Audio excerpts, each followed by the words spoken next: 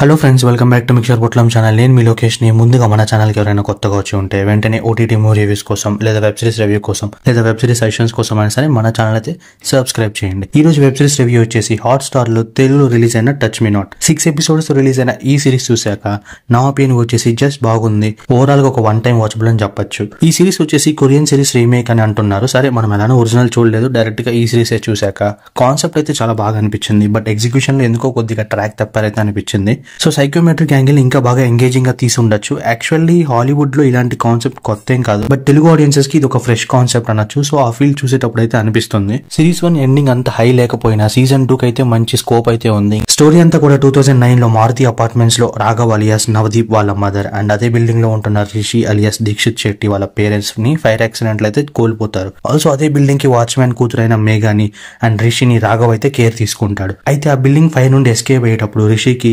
Psychometric skills అనే super power అయితే వస్తుంది. అంటే ఆబ్జెక్ట్స్ లేదా మనుషుల్ని టచ్ చేసినప్పుడు వాళ్ళ పాస్ట్ ని సెన్స్ చేయొచ్చు అనమాట. 10 years తర్వాత సేమ్ ప్యాటర్న్ లో హాస్పిటల్ ఫైర్ అయితే జరుగుతుంది. సో ఎలా రాఘవ్ దీన్ని హ్యాండిల్ చేస్తాడు అండ్ రిషి ఎలా ఇన్వాల్వ్ అవుతాడు అండ్ లాస్ట్ గేమ్ ఏదైనా తెలియాలంటే ఈ సిరీస్ చూడాల్సిందే. Overall review of the series వచ్చేసి just one time watchable for the weekend. And మీరు కూడా సిరీస్ చూసాక మీకేమనిపించిందో please do comment and thanks for watching.